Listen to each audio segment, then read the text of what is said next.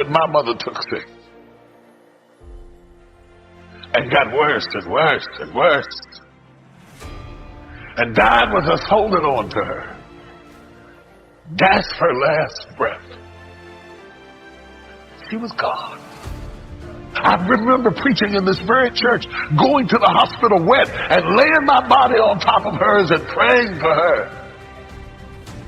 And she still died. My best friend in the world. We were closer than two peas in a tiny pod. She died. Before I could get over my mother-in-law, my mother died. And then my daughter came in the room and told me she was pregnant. And it was a season of weeping. Have you ever gone through a season of weeping? That before you can get out of this, here comes something else, and your heart is overwhelmed, and you smile in front of people as best you can, but you go home. Please, please let me go home so I can go back to being real. Because I'm tired of faking the smile.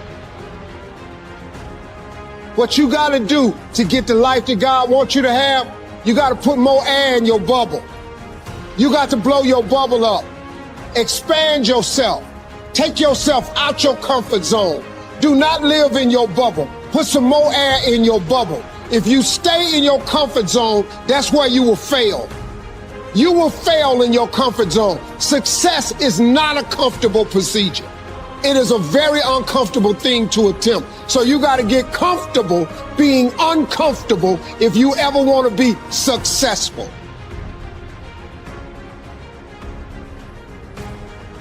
I'd love to tell you, look, you can go out here and get rich, do a couple of things. They ain't happen. You got to get real doggish. You got to get downright funky if you want to make it. Now, like I was telling you before, if you want to be ordinary, you ain't even got to listen to me. Just go on about your business. If you think ordinary's cool, ain't no problem. It's some really, really wonderful ordinary people. But if you are sitting in this room and you have extraordinary aspirations, then you're going to have to do extra. You put extra on top of ordinary and you come up with extraordinary. It's no other way. I'm sorry, but here's the fact. All of you have extraordinary capabilities. All of you. You have to decide if you are willing to do the things to put you in that category. Rich people don't sleep 8 hours a day. That's a third of your life. It ain't but 24 hours in a day. You cannot be sleep 8 hours a day. You can't live in LA and wake up at 8 o'clock in the morning. It's 11 o'clock on the East Coast. The stock market been open 2 hours. They already making decisions about your life and your ass was asleep.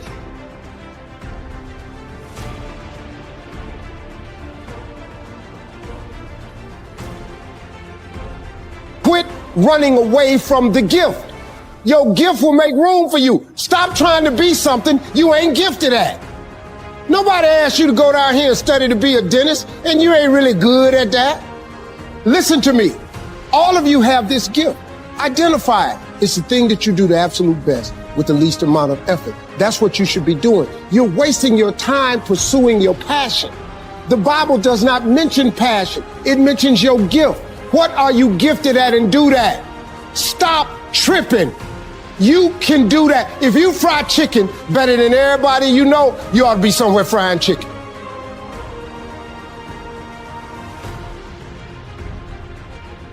My biggest advice to give everybody in the world is, like I say, we live in an external world. Everything is you got to see it, touch it. It's external.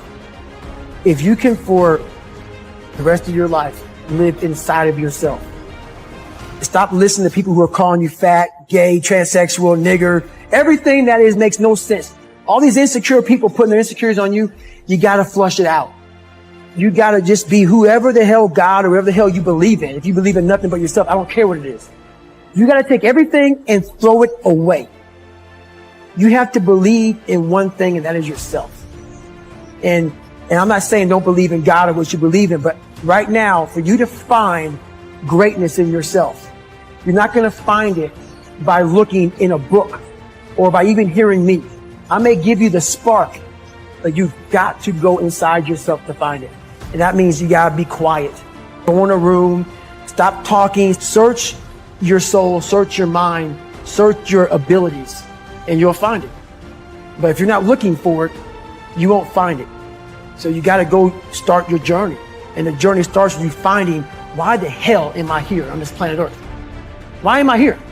And if you don't know that, you will live the rest of your life searching, always asking the question, why?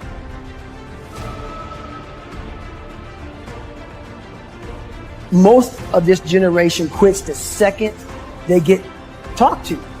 You did this wrong, or they get yelled at. It's so easy to be great nowadays because everybody else most people are weak. This is a softened generation. So if you have any mental toughness, any ability, if you have any fraction of self-discipline, the ability to not want to do it but still do it. People have a hard thing understand. I hate to run. And what makes me so crazy, why do you run if you hate it? I don't want to take showers and eat either. I hate that too. That's life, man. It wasn't until I changed that mentality that I became somebody. I hated going to school. So guess what? I was dumb as 1 + 1 is 2. But if you can get through to doing things that you hate to do, on the other side is greatness. You done something that so many people never do. I ain't got one. You graduating from college. I ain't do that. I ain't graduated from college. I got no formal education. But look at me though. I'm finna teach you something now. I'm finna show you something. See, now a large part of this speech is gonna be done using improper grammar. Cause I don't have that either. I ain't never really talked that good. Ain't really my thing. If you in here and you well spoken, I commend you. And you gonna need that. In a lot of places you going. You can't be a doctor and talk like this here. You're not gonna, you're not. You can't be a professor, a teacher. You can't be in the society that a lot of y'all trying to get in. And see, they've been trying to change me for a long time. When I first got on TV, me and Said the Entertainer was on the SteveHarvey show, and they hired, I don't even know what they call it, this lady, white lady, came in, and she was a linguistic, and she was a linguist coach, whatever. And when she came in the room, I was confused. Me and Said was sitting there because she didn't have no pots with her or nothing. Because I thought that was pasta. So when she came in there with the linguistics, whatever, I thought it was a cooking class for pasta. So me and Said sitting there looking just as crazy. And the lady started telling me that they've decided that you need to speak more properly. You need to learn how to enunciate your words. I stopped her. I said, do you mean pronunciate? That lady looked so confused. This is a true story. And she said, no, Mr. Harvey, if you hope to one day be in millions of homes across America, you're going to have to be more verbally communicative and more understood. I said, that ain't how I do it. She looked so confused. She said, you're going to have to change the way you sound. I said, let me ask you something. Which one of these sound better? I am broke or I'm is rich? That lady shaking her head.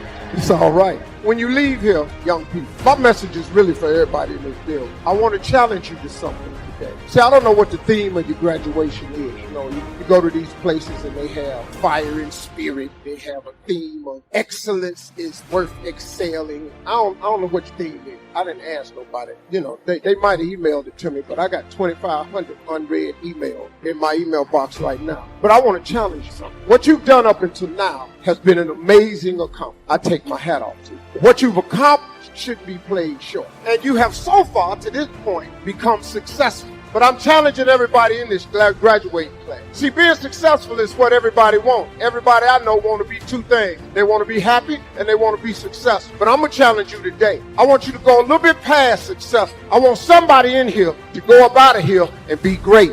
There is a difference, you know. There is a difference between success and greatness. Success, you get your degree, that's successful. You get a job, that's successful. You raise a family, that's successful. So far, the success you have has been for yourself. You're successful. Congratulations. But you didn't get this piece of success by yourself. You see these people wrap around this building?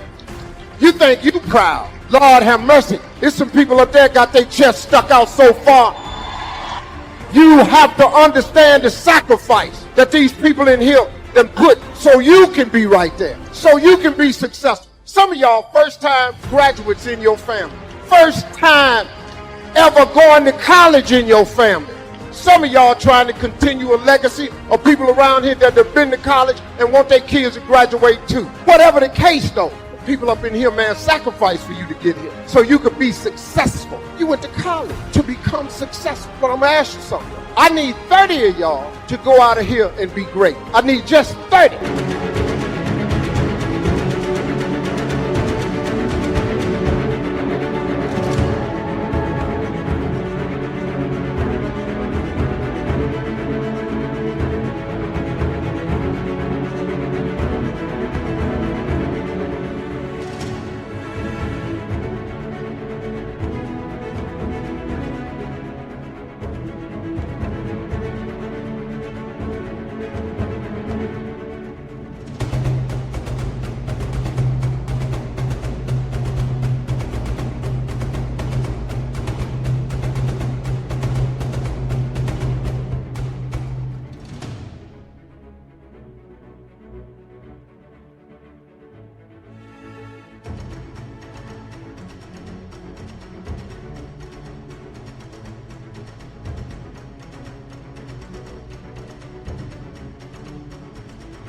To go be great. You know, there's a difference. You know, success is for yourself. You know, they talk to one, they say, man, you know, basketball player get a big contract. He's successful. Great. No. He ain't great. He's successful. You make $100,000. You ain't great. You successful. I want you to be great. I want you to go out of here and be great. You know the difference between great and success? Great people change other people's lives. Great people put other people in front of them. Great people go back to their communities and change lives. Great people buy a big house up on the hill and then teach other people how to get up on the hill too. That's what great people do. Gandhi was great. Muhammad Ali was great. Martin Luther King was great. They was great. They made other people great. Muhammad Ali said, I said I was the greatest before I was the greatest. You got to claim greatness, man, or you could just be successful. Go on, get your job. Go on and make your money. But man, you change somebody's life, you could be great. We need somebody from ASU to go up out of here and become great. Be a life changer. Change some boys' lives, some girls' lives. Show somebody how you got a college degree. That's the beginning of greatness. Just keep a journal, right? If I was here, I had my journal, I'd be taking notes, right? These 2 days in my journal. Now, if you're caught without your journal, you just take the notes when you get back home. You put those notes in your journal, throw the paper away. Because we don't usually go through paper to review. But see, my journals now make up a significant part of my own library. My journal's all reserved privately for my children and my grandchildren. Can you imagine what I've collected over the years? It's unbelievable. There are 3 treasures to leave behind.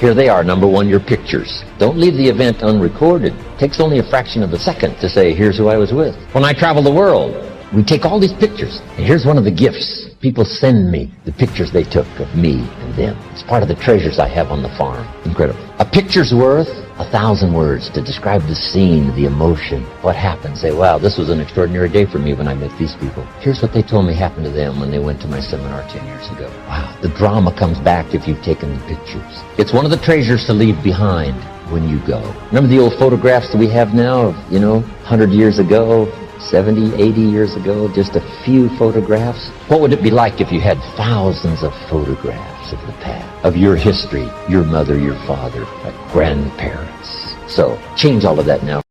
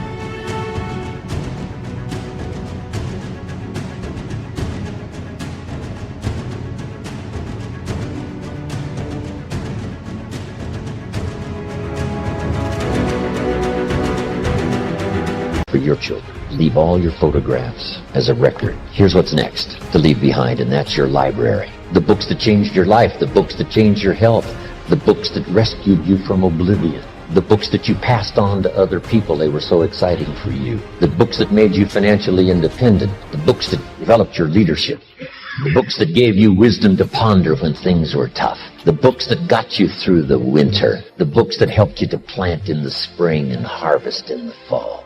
Don't let too much time pass without staying in touch. If we probably took a survey right now, here are the 20 most important people in my life. How long has it been since I sat down with this one or called this one or wrote a letter to this one? We'd probably say, wow, the man is right.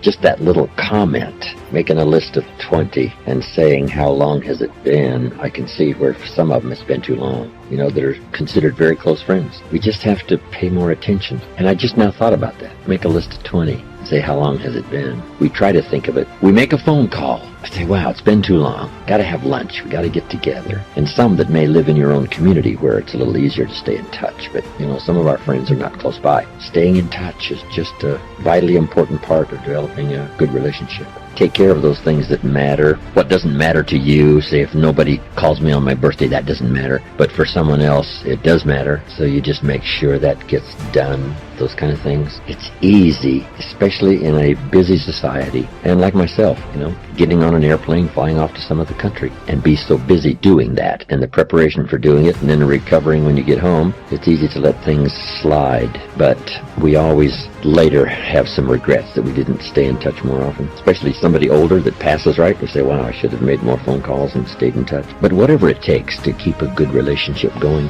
It's like tending a garden. You can't let it go too long without tending the things that matter, making sure it flourishes, something well nourished, which is true of all of our values. We must protect them like a father, nourish them like a mother to make sure they give us full value. And then be of full value to someone, not that you have to be around all the time, but to be available. There's an ancient phrase, here's what it says: if you try to save your life, you will lose it. But if you will lose your life, meaning if you will invest your life, that's the best way to save it and to multiply it many times over. So here's the phrase: investing life into life has the potential of creating miracles. Investing life into life. Investing life into life creates a new baby, but investing life into life with ideas, information, association, influence can create enterprise, can create a corporation, can create a business, can create a movement, can create something that benefits many more people than just those few that might have invested in each other's lives. So that should be one of your goals, is to be valuable enough to invest in somebody else's life. Starting first if you're married with your children, and then invest in each other. Marriage and friendship, these associations are a chance to invest in each other. A business enterprise,